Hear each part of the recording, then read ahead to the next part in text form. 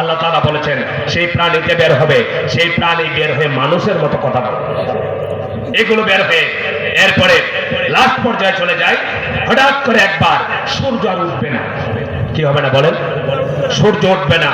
এইভাবে 2-3 দিন 3-4 দিনের মতো সময় পার হয়ে যাবে, হঠাৎ করে সূর্যটা উঠবে। যেভাবে সূর্য গ্রহণ হলে একবারে কে ফেললে নিমুজিমু করবে, এইভাবে উঠবে। কিন্তু সারা জীবন উঠেছে পূর্ব দিক থেকে, সেই দিন উঠবে কোন দিক থেকে? কোন দিক থেকে? পশ্চিম দিক থেকে। যখন উঠবে ওই অবস্থা থেকে সব মানুষ আল্লাহর দরবারে তওবা শুরু করবে।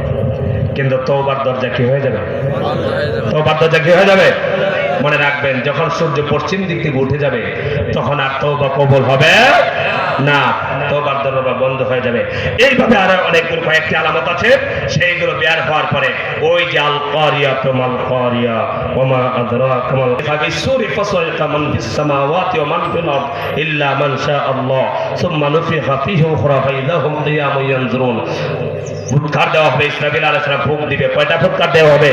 3টা। লন্ডভন্ড হয়ে যাবে, সব ভেঙে চুরমার হয়ে যাবে, উলট পালট হয়ে যাবে, সাগরের পানি উত্তাল হয়ে যাবে, সাগরের পানির মধ্যে আগুন ধরে ফেলবে, সেইভাবে দুনিয়া ধ্বংস হয়ে যাবে। কিন্তু দুনিয়া যেদিন কিয়ামত হবে সেই দিন কোনো ঈমানদার থাকবে না। জোরে বলেন, ঈমানদার থাকবে? থাকবে না, থাকবে কাফেরেরা। কিয়ামত হবে কাদের উপরে? কাফেরদের উপরে। সেই জন্য আমার ভাইরা, আল্লাহর নবী বলেছেন দাজ্জাল আছে। আপনারা বলেন আছে না নাই? দাজ্জাল আসবে কিনা বলেন? তাহলে দাজ্জাল আসার যে আলামত গুলো, সেইগুলো কি বর্তমানে জাহির হচ্ছে কিনা? জোরে বলেন, হচ্ছে কিনা? তাহলে কিয়ামত হবে, কিয়ামত হবে। নবী সাল্লাল্লাহু আলাইহি ওয়াসাল্লাম সাহাবায়ে কেরামকে সতর্ক করেছেন দাজ্জালের ফিতনা থেকে বাঁচার জন্য। আল্লাহ তাআলা আমাদেরকে যেন ঈমানদারদের সঙ্গী বানান। যদি হায়াতে পাই, ইমাম মাহদির আগমন ঘটে যায়, আমরা ইমাম মাহদির সাথে থাকবো না দাজ্জালের সাথে থাকবো? ইমাম মাহদি। আরো জোরে বলো, কার সাথে থাকবো? সবাই হাত তুলে আল্লাহকে দেখান, কার সাথে থাকবো? ইমাম মাহদির সাথে। আল্লাহ পাক কবুল করে, সবাই বলেন আমিন। আমার ভাইরা, আল্লাহ পাক যেন আমাদের ঈমানকে রক্ষা করেন। আমাদের মত আছে, হাদিসে আসছে কিয়ামত 2 প্রকার। জোরে বলো, কয় প্রকার? 2 প্রকার। একটা হলো ছোট কিয়ামত, একটা হলো বড় কিয়ামত। বুঝতে পারছেন? ছোট কিয়ামত কাহাকে বলে? যার মৃত্যু যেদিন হয়ে যায় তার জন্য সেই কিয়ামত হয়ে যায়। কি হয়ে যায় বলেন? আমার বাবা মারা গেছে, আমার বাবার জন্য কিয়ামত হয়ে গেছে। আমরা যদি কিয়ামতের আগে মারা যায়, আমাদের জন্য কিয়ামত হয়ে গেছে। কিন্তু এই কিয়ামতের নাম হলো ছোট কিয়ামত।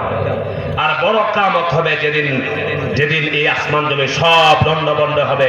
ইদাস সামাউন ফাতারাত ওয়া ইদাল কাওয়াকিবু তাসারাত। আল্লাহ কোরআন শরীফে অসংখ্য আয়াতে বলেছেন এই আসমান জমির, এই যে আসমানটা, এটা কি হয়ে যাবে? ভেঙে চুরমার হয়ে যাবে, এটা থাকবে না। দেখুন দপার সব শেষ হয়ে যাবে।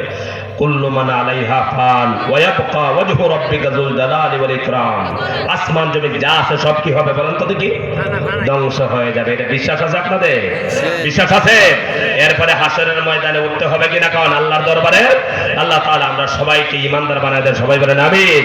আমরা 5 ওয়াক্ত নামাজ কায়েম করব তো ইনশাআল্লাহ। হাতগুলি দেখি।